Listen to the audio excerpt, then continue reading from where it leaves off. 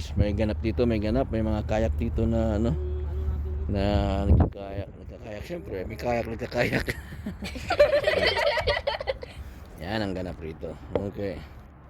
So yun. Ito mga apat sila, siguro family na naman to. Nauna yung tatay. Yan, there you go. Sama naman siya eh. Sama siya?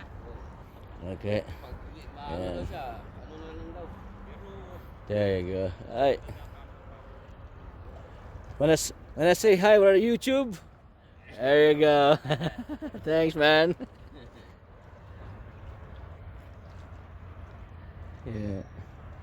So ano sila nagkakayak siguro sa family to, no?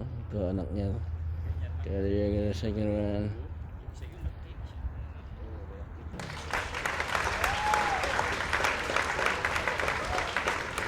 Okay.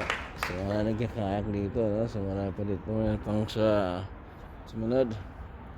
You got the second place. This one here got third place. Second placer. This was third placer.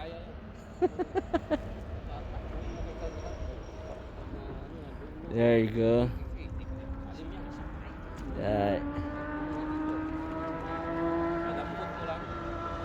You're on the YouTube. Say hi. There you go.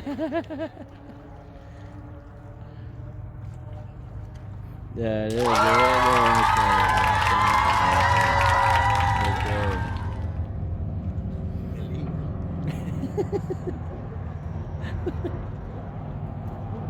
Oh, meron po. Tingnan niya. Baka sumabit sa kayak niya.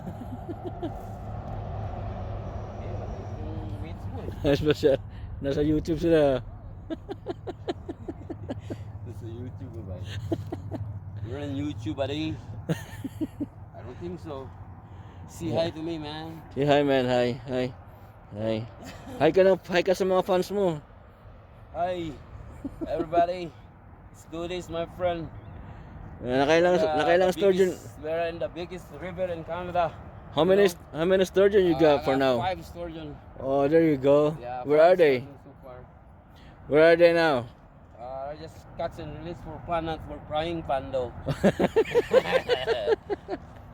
So just catch them and then release them right away? Catch and release. Okay. Release in the washroom. Well, some of them you release in the washroom, huh? Yeah, boy. Well, at least you follow the rules, man. We don't give a fuck if we got fish, even delis we can eat, release in the washroom anyway. Here delis just only our bait. Yeah, just follow the rules, eh? Rules. Catch and release. Release it to the washroom. Yeah, man, that's good. Follow the rules, don't break the rules, okay? Oh yeah. We're gonna go in jail here. Yeah. Jail in the washroom. That's good. Good job. Yeah, so this is just fun, man. Fishing is just fun here in Gladfish, Canada. It's for fun, So- not for frying pan. Not for frying pan, just for fun. You have to catch the fish and then release it right away. Yeah. But release in the washroom. Yeah, if you catch undersize, you need Undersize. to find $1,000. Okay. Yeah. So And you if guys you- have your. $1,000, man. Yeah. It's not How- worth it. How about by the way your license? You guys have Oh, your you gotta license lose there? license and you can fish like, I don't know, maybe 6 years. And you bring this sturgeon because this sturgeon is like endangered species in Canada. Oh really? Yeah. You're gonna fucking have jail time. 10 years jail time. man. Get my license here. So you can so fish your in the jail. license, Yeah, always keep your pocket. Yeah. keep that in your pocket, right? Yeah. So right here, that's my license right here. You Report can a see poacher. here, our rod is like fucking.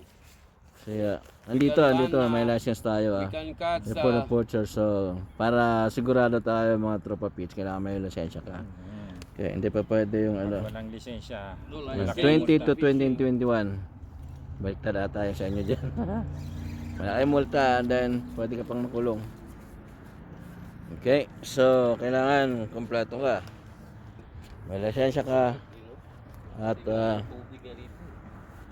Marami kang panguin. Ha? Marami ka pang kain. Dito, marami pa dun.